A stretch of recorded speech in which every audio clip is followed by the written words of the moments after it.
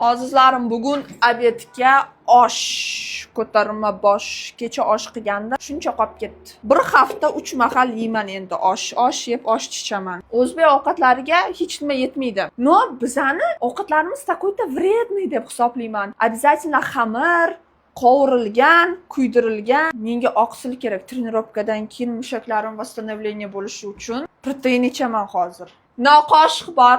Na shaker bor, lekin bir qozon osh bor.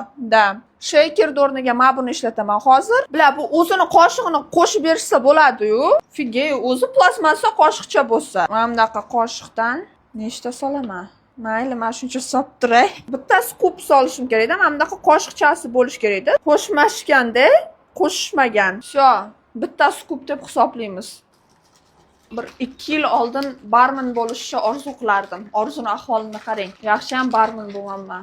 Ichib olqash bo'lib ketardim.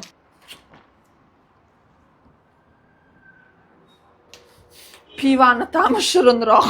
Qarg'aganlarimni Xudoni o'zi kechirsin. Scoop tagida yotar ekan mana. Qoshiqchasi bor ekan. Kechirasizlar.